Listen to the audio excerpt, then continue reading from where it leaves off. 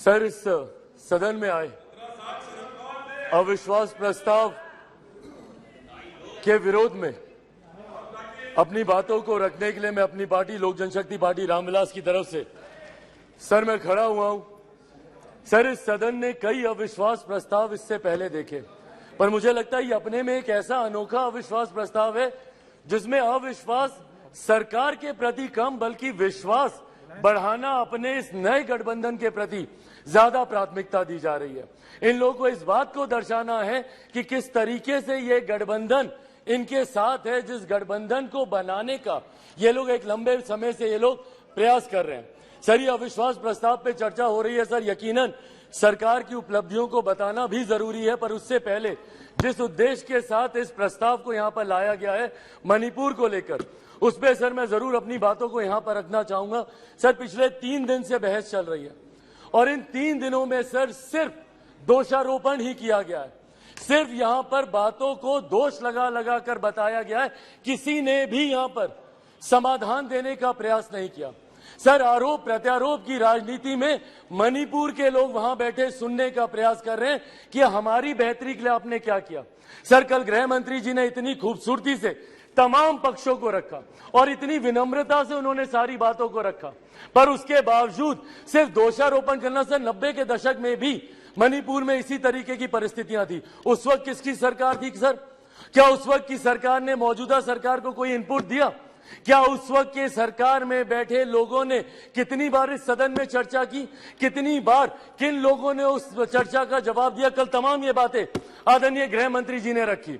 Sir, ये लोग गए थे मणिपुर, बहुत अच्छी बात है, जाना चाहिए ये, पर सर ये कलेक्टिव रिस्पॉन्सिबिलिटी होनी चाहिए, सेलेक्टिव रिस्पॉन्सिबिलिटी नहीं। सर, जो लोग मणिपुर गए थे यही लोग सर बिहार भी गए थे।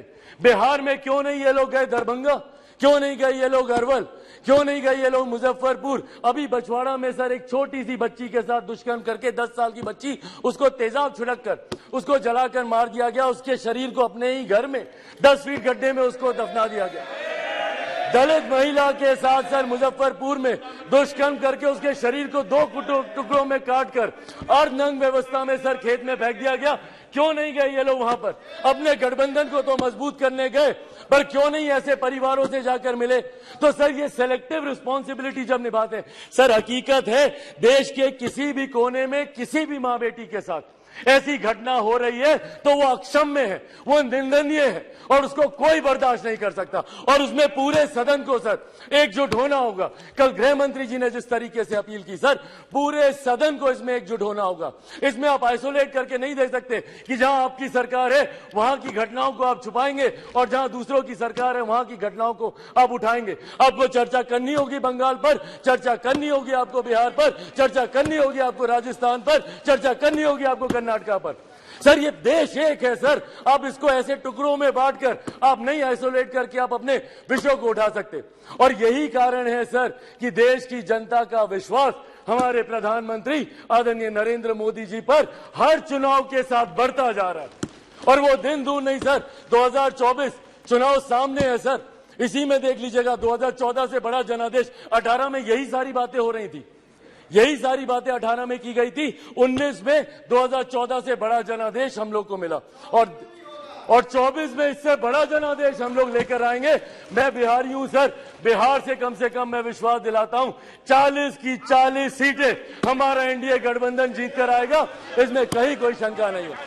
मैं जमुई का प्रतिनिधित्व करता हूं सर। मेरे नेता, मेरे पिता आदरणीय रामविलास पासवान जी की कर्म भूमि हाजीपुर रही है सर। बिहार के हर एक जिले में घुमाओ और वो मेरे विश्वास को बढ़ाता है। आज बिहार के युवा, देश भर के युवा सर देश को दुनिया की तीसरी सबसे बड़ी अर्थव्यवस्था बनते हुए देखना चाहते हैं। 2047 में हमारे देश को एक विकसित देश के तौर पर देखना चाहते हैं, और इस सपने को कोई पूरा कर सकता है तो वो सिर्फ और सिर्फ हमारे आज के प्रधानमंत्री आदरणीय नरेंद्र मोदी जी ही पूरा कर सकते हैं। इसीलिए सर मैं अपनी पार्टी की तरफ से जहां बिल्कुल हराएंगे नीतीश जी को वैसे भी बिहार की जनता नकार चुकी है। 2020 के परिणाम दिखाते हैं, तीसरे नंबर की पार्टी बन गए, आधे से ज्यादा प्रत्याशी उनके चुनाव हार गए। तो जिनको बिहार की जनता ने रिजेक्ट कर दिया, देश की जनता उनको कैसे अपनाएगी, ये बहुत बड़ा सपना दिन में ये देख रहे हैं।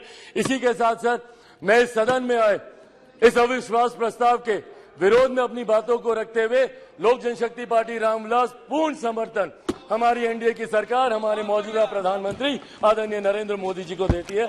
बहुत बहुत धन्यवाद सर।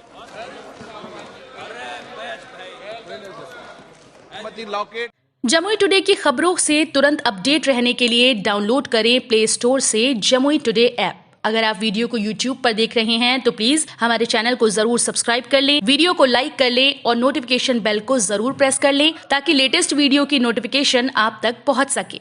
इसी के साथ अगर आप हमारे वीडियो को Facebook पेज पर देख रहे हैं तो प्लीज वीडियो को लाइक और शेयर जरूर